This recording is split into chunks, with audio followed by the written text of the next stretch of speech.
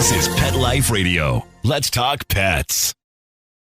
The views expressed by guests on this program do not necessarily represent the views of the host or owners of the Doggy Diva show and do not necessarily constitute endorsement of products. Medical information discussed by guests on this program are those of the guests and is only for informational purposes and should not replace medical advice by your local veterinarian professional. Hi, this is Susan Marie from the Doggy Diva show. This week, the prevention and treatment of heartworm in dogs and pet poison awareness. That's what's on our show this week. Let's get started. Hey, did you hear that? What is that? It's the bark heard round the world. The Doggy Diva show.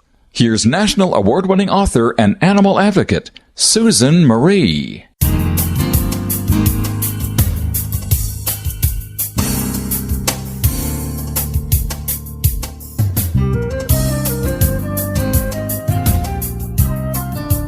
Hi, welcome to the Doggy Diva show, the show for animal lovers. I'm your host, Susan Marie, and as always, I'm joined by my canine co-hosts, the Doggy Divas themselves, Francesca, Coco, and our newest little diva, Miss Olive. Miss Olive is the cute little Italian Greyhound rescue in the picture with the microphone. Thank you for joining us today as we bring the experts in the pet and animal world right to you. Contact us at thedoggydiva.com. That's the DOGGYDIVA.com. We love hearing from you. So go grab a cup of coffee and your pet's favorite treat, and we'll be back in just a moment. Take a bite out of your competition. Advertise your business with an ad in Pet Life Radio podcasts and radio shows. There is no other pet-related media that is as large and reaches more pet parents and pet lovers than Pet Life Radio. With over 7 million monthly listeners, Pet Life Radio podcasts are available on all major podcast platforms, and our live radio stream goes out to over 250 million subscribers on iHeartRadio, Odyssey, TuneIn, Stitcher, and other streaming apps. For more information on how you can advertise on the #1 pet podcast and radio network, visit PetLifeRadio.com/advertise today. Let's Talk Pets on PetLifeRadio.com.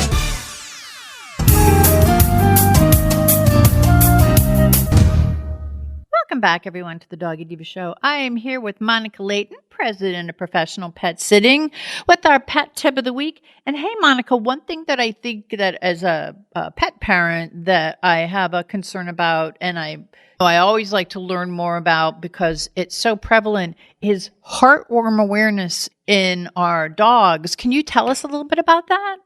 Absolutely. So heartworm disease in pets can sometimes even be a fatal issue.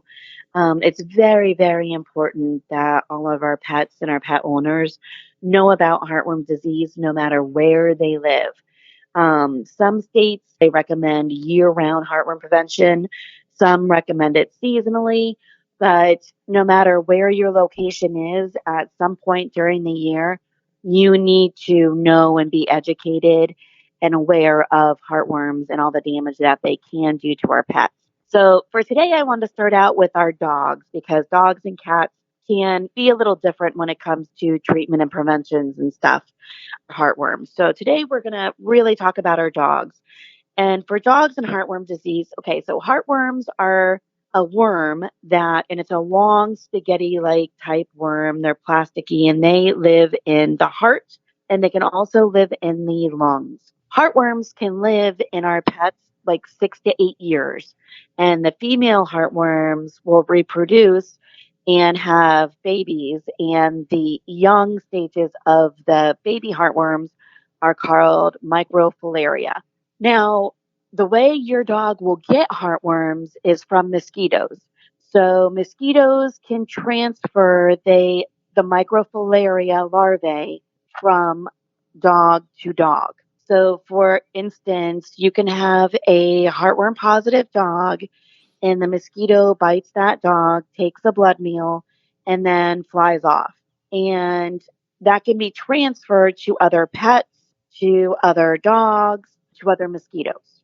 So that's how heartworm disease gets spread, and it's through mosquitoes. You can have dogs that are indoor dogs, and they can still get heartworm disease because mosquitoes have the potential of getting into our homes. So it's not a situation to where, oh, my dog is pee-pad trained. I don't think he's ever going to get heartworms. We have, over the 23 years that I've been at the animal hospital, we have had multiple heartworm cases, and a couple of those dogs were dogs that were paper tray lined, that were pee-pad trained. The little guys that people don't even let go outside and get into the grass. And they're still coming in with heartworms because where we are in Florida, heartworm mosquitoes are everywhere. Yep. And they are for a long period of time. So I just want to make sure that people are aware that anywhere that there is a mosquito, your pet has the opportunity to get heartworm disease. So it's not something that's just for outdoor animals. So heartworms can cause a lot of damage within our pets.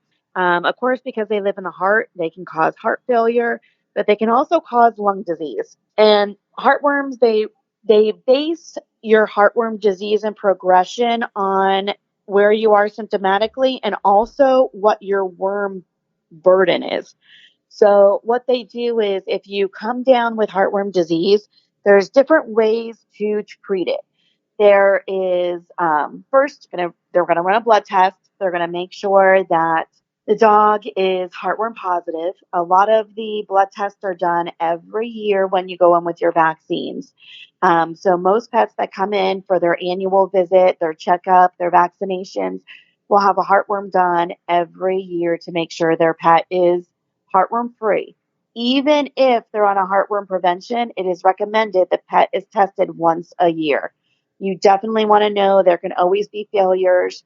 We have some dogs that come in and the clients will call us and they're all upset because they were cleaning out their couch cushion and they found 3 of the heartworm pills that their dog happily took out of their hand and ran with to go, which they thought lay on the couch and eat or go to their bed. And later they're really getting in those cushions and find like the little stash that was saved for later. And they call, oh my gosh, apparently, she hasn't had it in like 2-3 months. I found 3 of them. I don't know how long they've been there.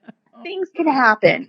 So you always want to just double check, make sure that your pet is tested once a year at least to make sure that they stay heartworm free. So the blood test that is taken tests for microfilaria in the dog's bloodstream.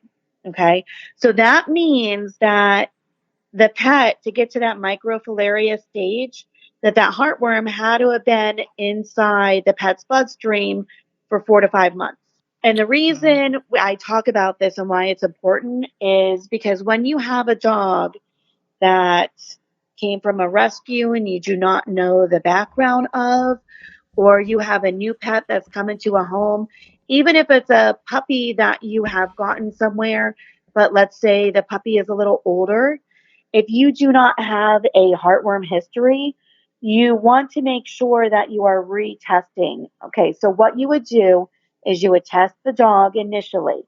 So let's say you go out and you adopt a dog or you get a dog. You make sure that the dog was tested for heartworms. If that dog is negative, you want to get them on a prevention right away. However, you want to follow up generally about 6 months later to make sure that that dog is still heartworm negative. The reason you're doing this is not because you want to make sure that the heartworm medication that you've just given is working.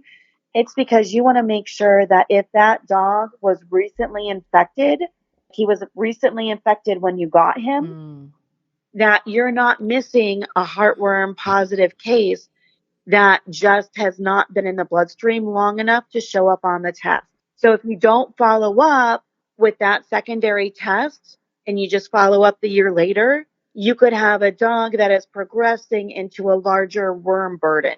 So the longer the microfilaria is in there, it turns into adult worms, which then begin to reproduce. And the more damage that can be done to the heart and the lungs because it's been in there longer. So that's why you always, when you initially start treatment, you always want to do your first initial test, begin your prevention, and then retest roughly around 6 months later. That way you can make sure you're going forward in a truly negative manner. So, signs and symptoms. When we talk about heartworms, sometimes pets can go asymptomatic, meaning that they're not showing symptoms or they're showing very mild symptoms. So, they've kind of classified symptoms into 4 levels. So, you'll have like your class 1 to where it's very mild symptoms, and they may have an occasional cough. And then you get to class 2 where they have mild to moderate symptoms, such as an occasional cough, but then they also become more tired. They're kind of more tired, more worn out after just a moderate activity level. So if you notice the pet is slowing down a little bit after activity and they're having a cough occasionally, that could be class 2 symptoms. Our class 3 is more severe symptoms, just as the pet can begin to appear just not right. They can appear to be starting to become sick. They have a more consistent cough to where it's not every now and again. It's sometimes more prevalent. It's more frequent. They're beginning to get tired after mild activity, just running around the house, or very light activity. They're becoming very tired. They can show signs of panting more, having a little bit of difficulty breathing. And that can be starting signs that they're getting into heart issues because of the worms. Some of these class 2 and 3 symptoms can even be seen in chest x rays.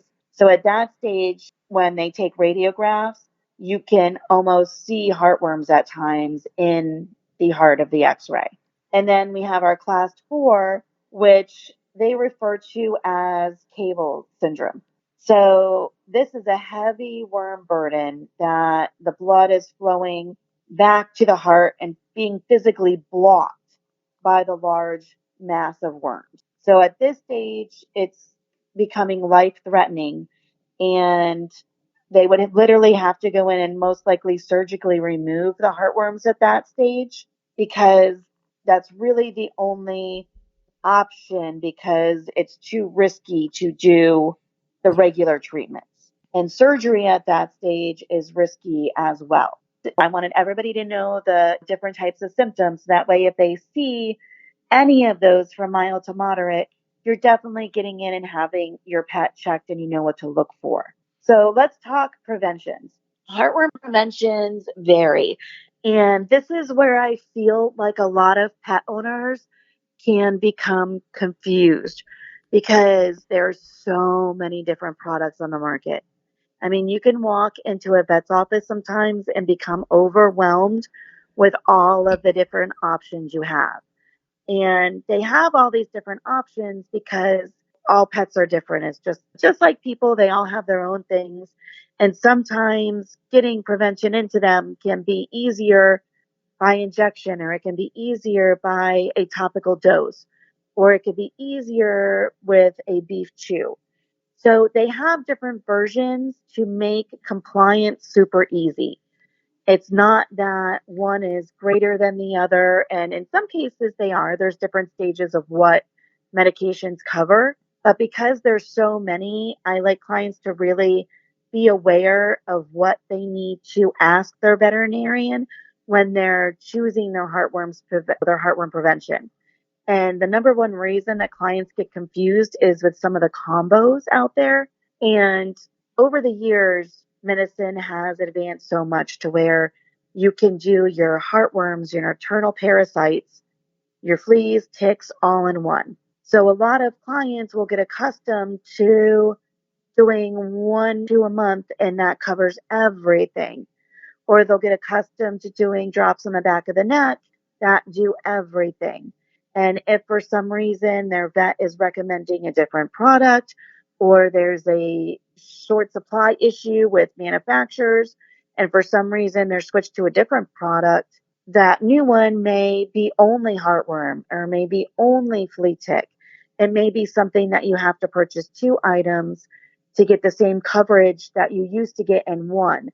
And that's where I see a lot of pet owners get confused at, and they'll come in and purchase For instance, like Bravecto, which is a topical flea and tick or a chewable flea and tick. It comes both ways. And they think that their pet is covered for heartworms, and they're not. They're indeed just covered for flea and ticks.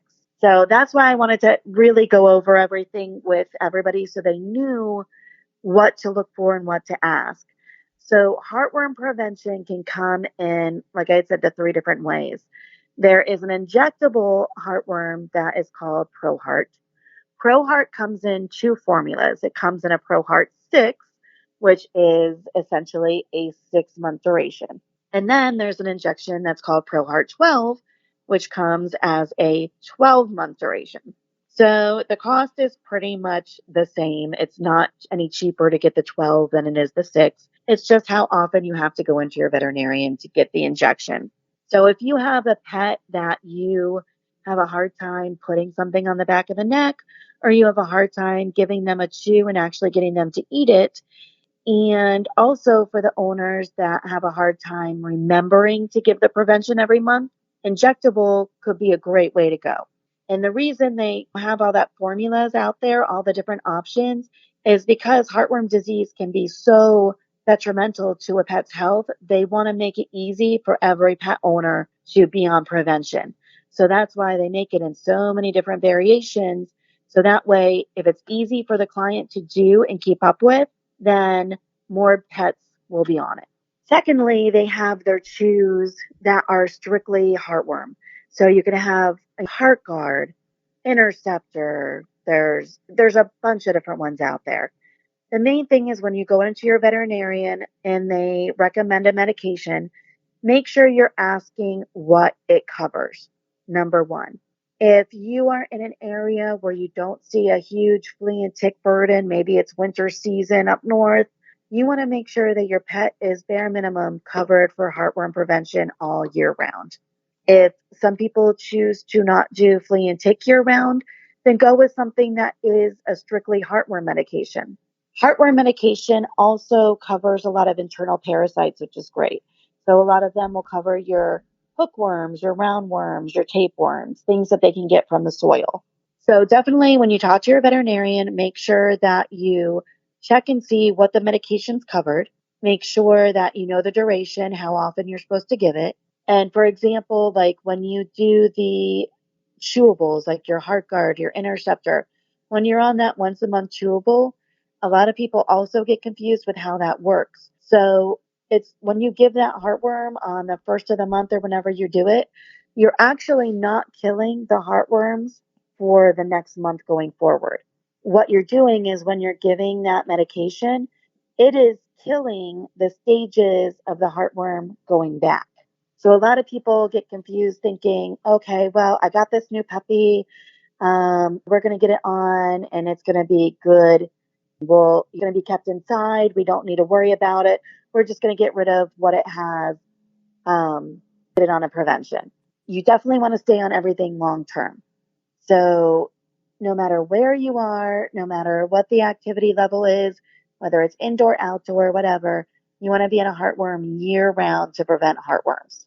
I think too with that, and this is the really important part, consistency. We do a chewable, but you can't not give it. You have to keep giving it month after month after month. It's the consistency. Absolutely. And they have like apps that you can get on your phone that can remind you once a month. That'll pop up a little alert. Don't forget to give and whatever the product is. A lot of the different manufacturers of the medications offer kind of stuff like that. Whatever the product is, if you go to that company's website, you can sign up for alerts and they can send you like a text once a month or an email once a month to remind you when to give it on whatever day you choose. Like I said, there's the app download. They have a lot of different things to make it easy on people because, I mean, I work in a veterinary office and I have to rely on my app to tell me when to give it because I will forget. And my dogs go to work with me every day. Yes, I mean, when you're in a regular day-to-day routine, some things are not on the top of your mind every day. You know, everybody has a busy life and they're going about their routine. And when it's only once a month, you think, oh, first of the month, I'm going to remember to do all this stuff. Well, that isn't always the case. So just know that there's help out there. There's a lot of things you can do to kind of set up what you want done, what you want that date to be every month, and go from there going forward. Make sure they're tested once a year, make sure they stay on a medication, and your pet should stay healthy. That's great information. I mean, I've been doing this for so long, and I happen to like HeartGuard with mine. They aren't out a lot, but I believe that the HeartGuard works best. Plus, they eat it. Some of the other ones I've tried, they'd be in my cushions, but they eat it. So, yeah. But it's the consistency. It is. And it's different for every pet. Some, like my guys, for example, I am on Interceptor Plus. Interceptor Plus is similar to HeartGuard, but it covers one additional worm, which is tapeworm. Now, with the pets on a flea and tick, that shouldn't be an issue, but it just depends on what people like and honestly, there's a lot of them out there that you can choose specifically based on cost. And your veterinarian should be able to help you with that. Should be able to tell you what it covers. Is there a generic? Is the generic as good? Are you seeing issues? The other thing that I like to remind people of also is the guarantee. So, and I'm not saying that the product is not good, but if you get into a situation where your pet is on a heartworm product, heartworm products are guaranteed from the manufacturer. So if your pet has been tested and they were negative for heartworms and they're put on a prevention and you've purchased enough to give it every month and the pet gets heartworms, the manufacturers will cover the treatment for your pet's heartworm because they are guaranteed products. Yeah. Now here's the fine print on that. You have to purchase those products from veterinarians. If you do not purchase that product from a veterinarian, you lose your guarantee. So for example, if you purchase a product from like Chewy or Pet Meds may give a guarantee and reimburse up to a certain amount, but it is not going to cover your entire cost of heartworm treatment. And that's your difference. So I tell people if that is something that they are concerned about and they want to have the guarantee for the manufacturers, a lot of veterinarians have rebates that are given to veterinarians only because of the price difference. So veterinarians cannot always buy in the large bulk that Pet Meds and Chewy's can purchase in. So if you purchase from a veterinarian, then if you go to the websites, you can get rebates sent to cover the price difference between getting a discount somewhere and getting a different price at your veterinarian. Yeah. That's why you'll see a lot of differences in pricing.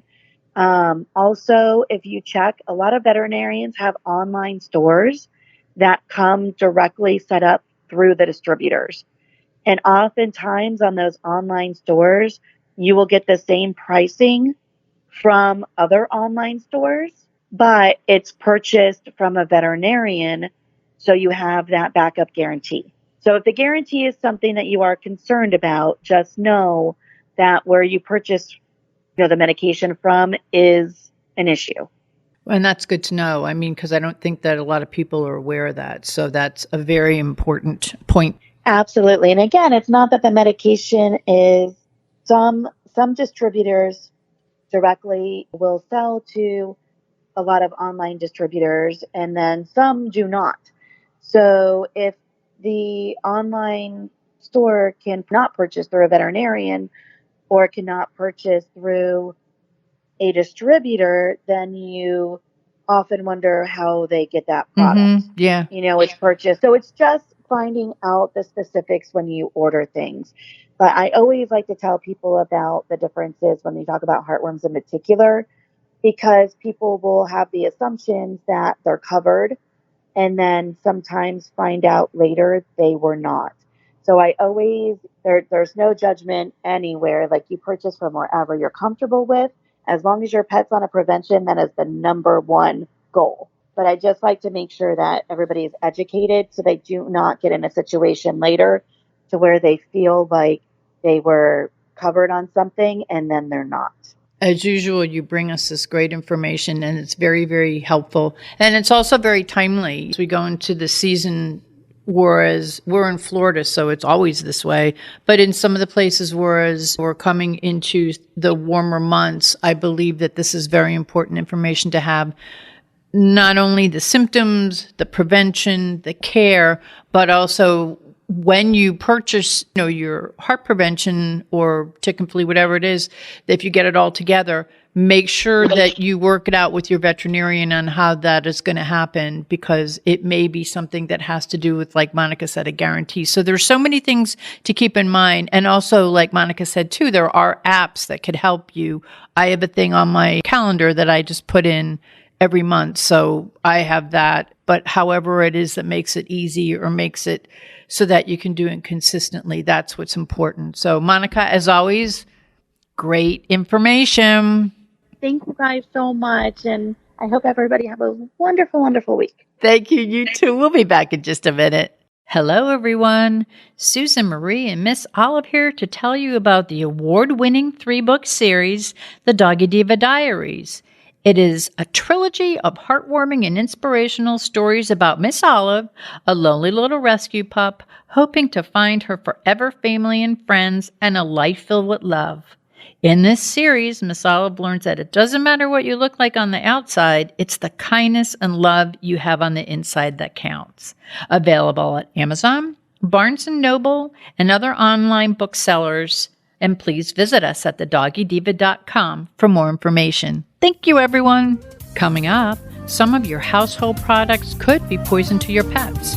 We'll identify them next. Stay with us. Molly, here's your dinner. Zeus, that's not your food.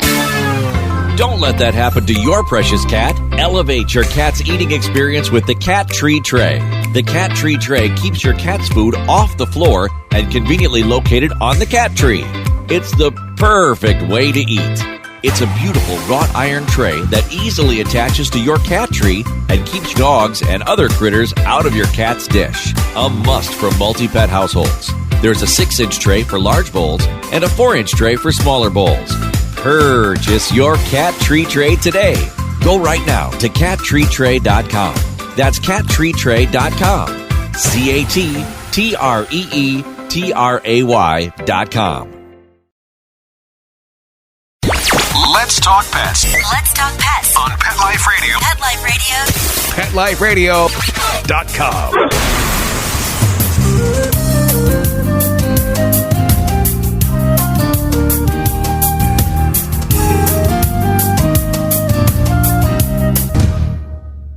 Welcome back, everyone, to the Doggy Diva Show. As with all pet parents, my fur kid's safety is first and foremost so important to me.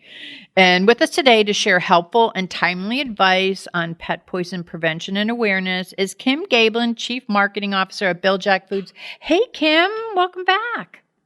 Hi, Sue. Thank you for having me on. This is a really important topic. We're always talking about what dogs should eat, but it's also important to talk about what dogs should not eat. Absolutely. And I think I told you that a couple of years ago, I put out something for animals in her yard, which we had a big storm and it washed into my yard. We didn't even know where it came from. And all 3 of my girls suffered from the poison she had. So it's something that can be that people aren't even aware of. So that's why this is so important. Why is it such an important topic? Because we just went through what I went through, but for pet parents to be aware of this. Yeah. I think that we take for granted all the things that are around our dogs and cats. So it's important to kind of be aware of what things can go wrong and, what might be happening. And, if you're seeing your pet act, strangely, it's important to think about what's going on. Because like you said, you may not even realize it, just like what happened to your girls. If you know what's going on and you can react quickly, the more quickly you can do that and you know what happened, then the better off an outcome you can have with your dog. So it doesn't necessarily have to end up in something tragic. You can really make a big difference in how they respond to whatever they get into. Now, what are the top toxins that pet parents should be aware of in their house, in their car, around their home that could be dangerous for pets?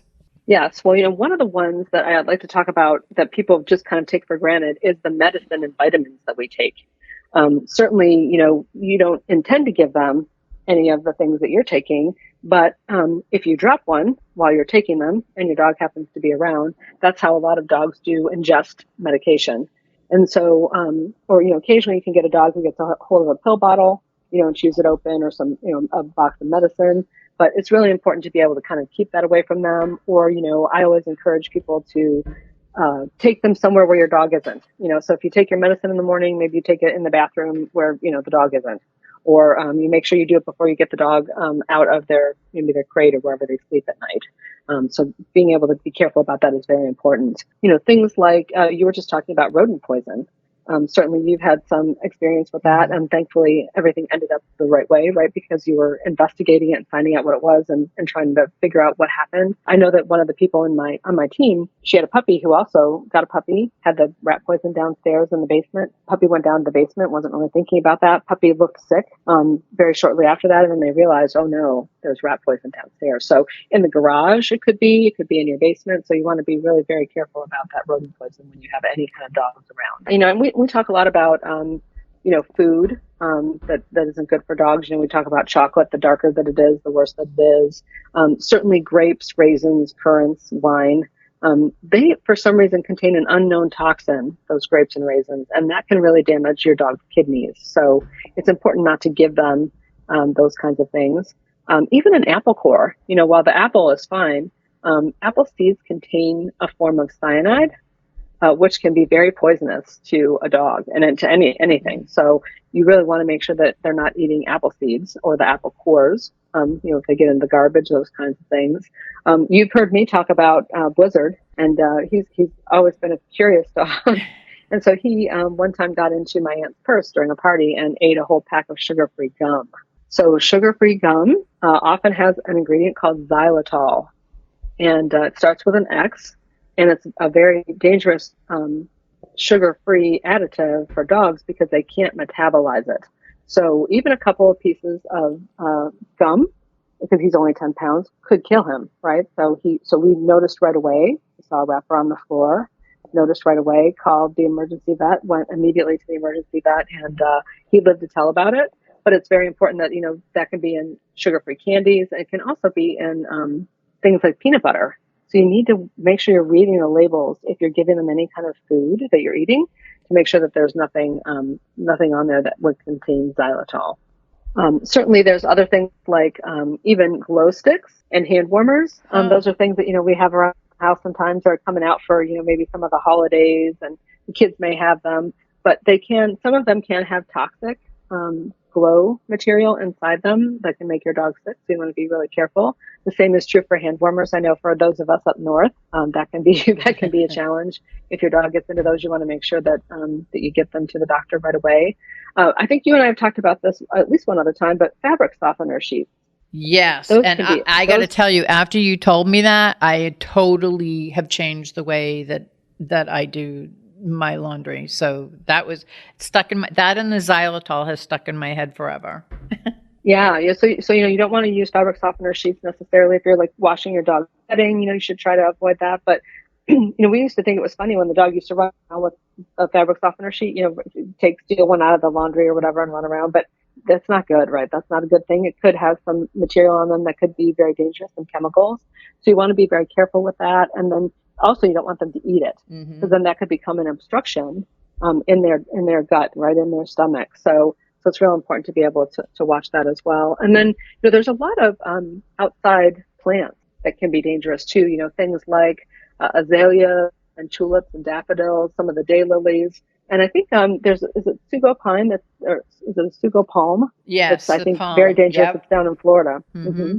So you want to make sure that your dog's not getting into something like that as well. If you have those kind of plants, you might want to keep them in an area where maybe they're not in, or making sure that you're cleaning up if they're shedding, their flowers or their leaves, to make sure that you keep that area clean. So there's it's really funny. I think it's crazy that how many dogs do just fine most of the time, but there are a lot of things that you do have to be wary of, and of course knowing what they got into is really important, so that you can, then give that information to your veterinarian. And that's so important. And sometimes it's really hard to do because you're not quite sure.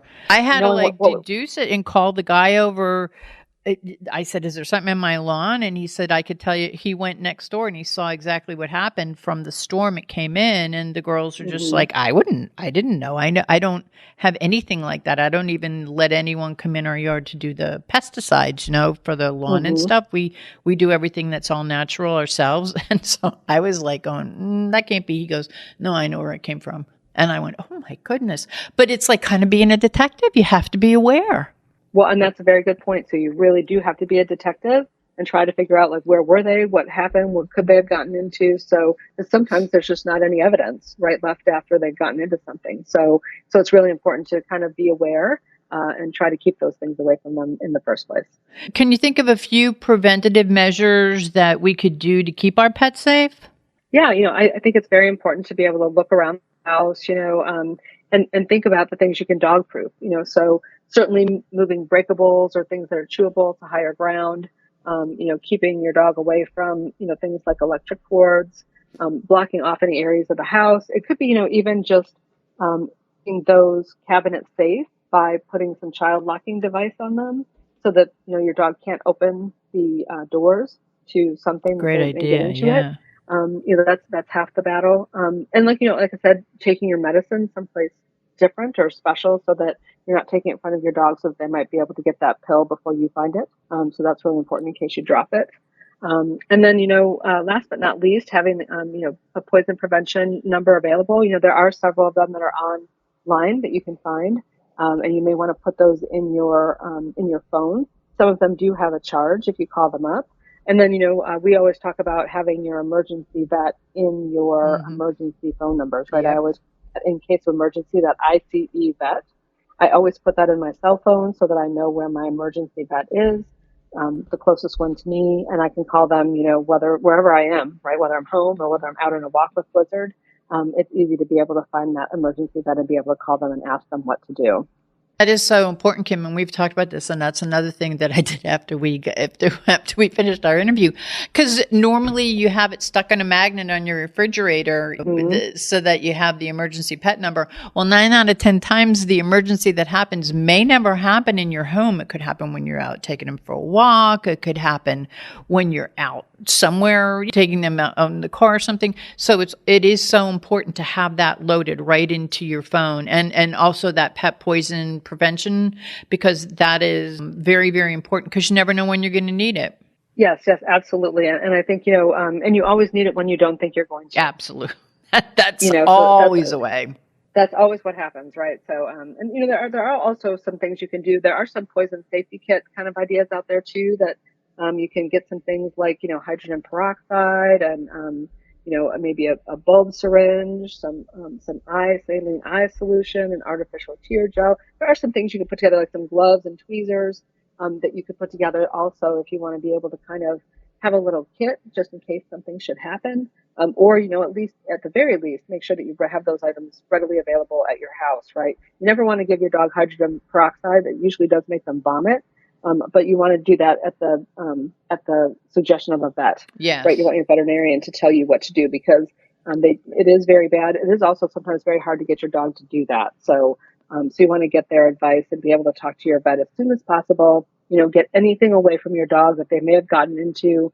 And as much as you can know about what it is when you call the veterinarian, that's always very helpful to help them figure out what might be going on with your dog. We're talking about making sure we keep our pets safe and prevent them from any poisoning or anything that could be a mishap that could take them to the emergency room or something horrible. Another thing is a key nutrition. It's so needed for our dogs to be healthy. Can you tell us a little bit about that?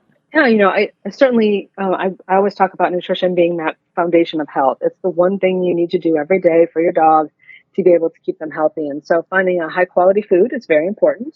Looking for a food that has a meat-based protein. So chicken, beef, fish as the first ingredient is very important.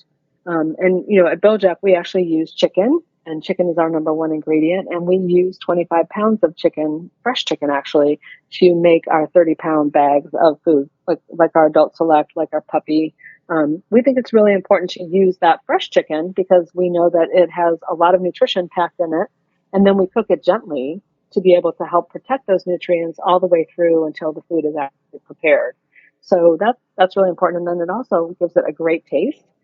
Nutrition is really fantastic, but only if you get to eat it, right? Exactly. It doesn't work. It doesn't work if the dog's not eating it. So we really feel like it's very important to have food that is nutritious and that tastes good. And so those are really kind of the key principles. And it's 75 years for us that we've been in business this year, and it's just really it's really phenomenal to talk to a lot of the pet parents who have had their dogs, for many years. Like you've had Miss Olive. Mm-hmm. So many of our people have really been feeding Bil-Jac for a long time, and it's great to hear how they've had great success and results with that. It just is it's an honor to be a part of their lives. Well, we're so glad you're a part of our life. I mean, you've given us such great health information and information on all different things. With Bil-Jac, you guys walk the walk and talk the talk. So where can the listeners learn more about Bil-Jac, where they can get it? I know that there's a lot of ways that they can get Bil-Jac online. They can go through Chewy and the website. So maybe you could give, and also my favorite newsletter where you learn a lot. Yeah, come out to our website. It's biljac.com. It's BIL-JAC.com.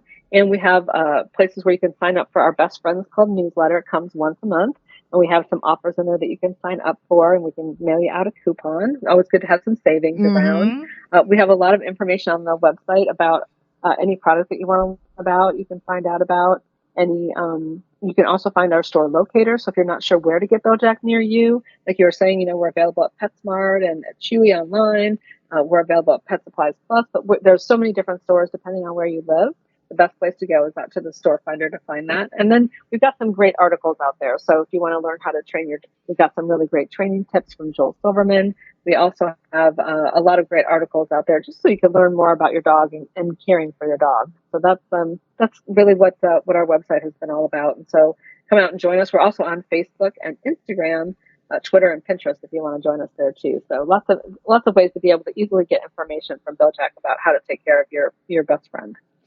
Well, Kim, thank you for being our guest today and for sharing such valuable and timely and very important information on pet poison awareness and prevention. I think that we all walked away.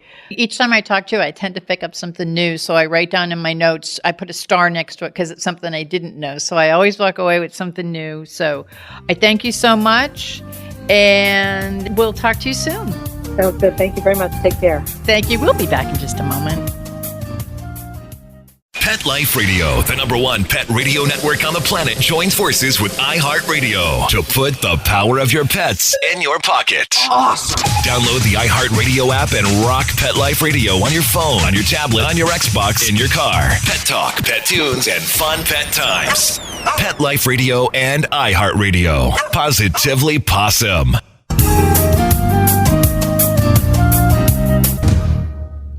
We would like to thank our guests this week. And also, as our Doggy Divas always say, please love your pets because they love you unconditionally. And please remember to adopt, foster, spay, neuter, and microchip. And as always, please have a great Diva week, everyone. That's all for this episode of the Doggy Diva Show. To find out more, go to our website, thedoggydiva.com. Also, find us on our Facebook page, The Doggy Diva Show, and tell your fellow dog lovers about it. Don't miss Susan Marie, Miss Olive, and the Doggy Divas right here for the next episode. See you again soon.